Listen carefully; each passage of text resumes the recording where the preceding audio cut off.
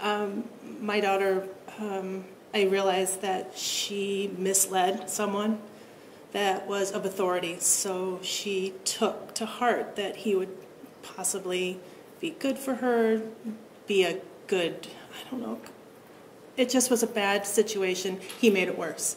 He invited her out, he took her to breakfast, and then I found out that he had asked her to come home with him that day. And what could have happened after she went home with him, I don't know. She was 17, I realized that, but he took advantage of her. She was depressed and looking for attention, and what the prosecutor did to her in this room has really put her under. She is at home now. She can't work.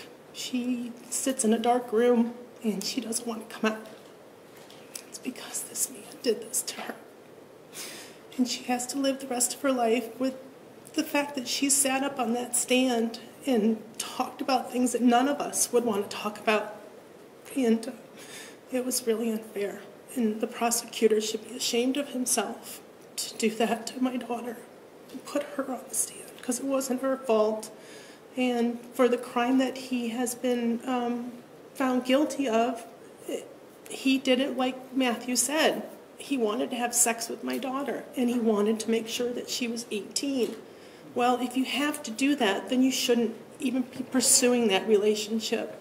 You know, I mean, if it's a guess at all about an age, then walk away. You know, you're a 31-year-old man. You're looking at a teenager. Shame on you. Shame on you, Mr. Toole. All right. Thank you for coming. I know it's been difficult. Anything else, Mr. Meyer?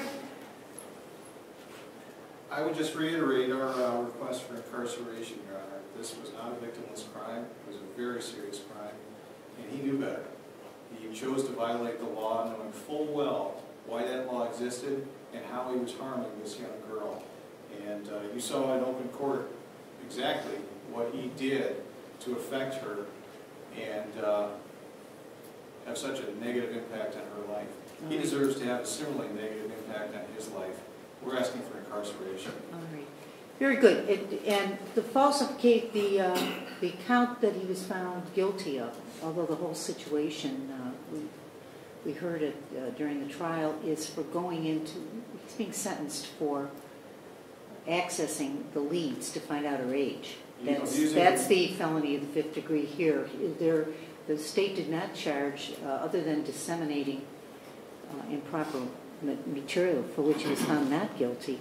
There are no other charges relating to this relationship other than those two. There are not, but the victim did testify how this caused her to feel violated and afraid, that he had access to all this personal information about her because he wanted to use the database for sexual gratification. It's just outrageous.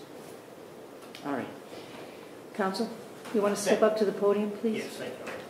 Let me bring this forward. Yes.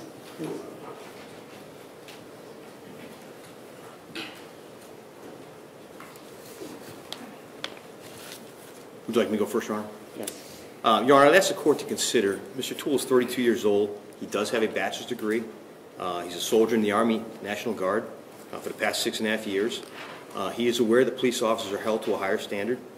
I'd ask the court to also consider the many positive things that he has done. He's received 3 awards during his time as a police officer, a commander's commendation, 2 special commendations. He saved 2 people's lives. One was a gunshot victim, the other one was a car accident victim, by rushing to the scene and applying tourniquets to keep the people from bleeding out. He has also captured a gang member with a gun who was running through Ohio City. So he's done a number of great things as a police officer, and I ask the court to consider those, as well as what you've heard before the court during the trial. He's losing his job as a result of this incident, and being a police officer and a soldier are 2 of the most important things to him in his life.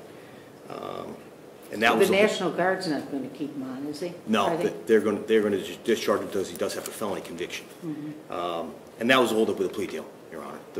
He could no longer be a police officer. Nevertheless, he's been convicted of the Leeds violation. He has been obviously acquitted of the disseminating matter harmful to juveniles.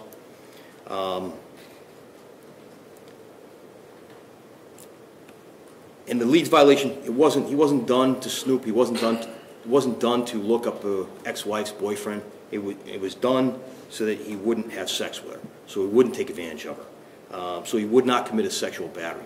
So it's not the typical Leeds violation. And once he found out her age, he backed off. He wanted to wait till she was 18, and the court's aware of the facts. I submit to the court that this is not the worst form of the offense because of that. But nevertheless, we respect the jury's decision. Would ask the court to impose a community control sanction with no jail. Losing his ability to be a police officer is had a very severe impact on him. Thank you, Your Honor. Okay. What do you have to say, Mr. Toole? Your Honor. I want to apologize to you, the court, the City of Cleveland, State of Ohio, and U.S. government. In November 2017, I regrettably entered a situation in which I made a series of bad decisions. That situation would have never occurred if I had all the facts at the time, and I would never be before this court, but I apologize nonetheless. I apologize to the U.S. government and the State of Ohio. With this conviction, I will be discharged from the Ohio Army National Guard and unable to fulfill my duties that I have sworn to. Never at any point in my life have I intended to do harm to another. I chose a life of public service because I wanted to do just that, serve others. Multiple times during my career, I put my own safety on the back burner to save the lives of others. I deeply regret my mistakes in this case. My mistakes in this case will strip me of the opportunity to help others in this capacity. I will truly miss it. However, I do not regret taking this case to trial, even given the outcome, because it has given me a chance to get the facts of the case out to the public. I have the deepest regret for this situation and can assure that I will never be in a situation like this again. I accept full responsibility and accept any punishment deemed necessary by this court. What about the victim in this case? I don't hear anything. State of Ohio, Your Honor. No, not just the state of Ohio. I mean, the young lady was involved, had to come up here and testify. Your Honor, I never intended to do any harm to any individuals, and if I have caused harm to anyone, I deeply apologize. Okay.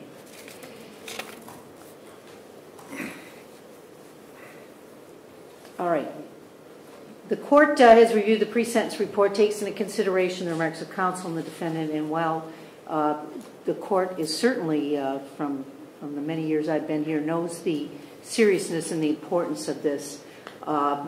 This is a felony of the 5th degree, the falsification. It is an offense that carries with it a strong presumption in favor of community control, and the court believes that this will be unlikely to recur, as he will be removed from his position as a police officer with even any access to the Leeds information, and also he's going to he's drawn the public scrutiny here. We see cameras here seated over in to my right, and plenty of people have had the opportunity to view this in open court and to see exactly what you've done. You're going to carry this with you for a long time. They're going to know who you are and what you did. You've lost your job as a police officer. You will lose your job or your position as a National Guardsman as well. So you are suffering from that end. You will carry the ramifications of having a felony on your record. So the court feels that a sentence of community control will be appropriate. You are, as this is he's a low risk. There's no doubt about that. This is unlikely to recur. So I'm going to put you in the low risk group. You'll report today. They will tell you when you need to report again to the probation department. You'll perform 100 hours of community work service. You'll pay the costs. Costs become a judgment against you. If you fail to pay them, you may be required to perform community work service. The fine, $2,500, I'm going to impose it. I'll waive $1,500. You will pay $1,000. And you'll be subject to a supervision fee, $20 a month. There's to be no contact with the victim in this case. Do you understand? Yes, Your Honor. In the event you do not successfully complete the terms of your community control, As to count 1 felony of the 5th degree, you'll do 12 months at Lorraine Correctional.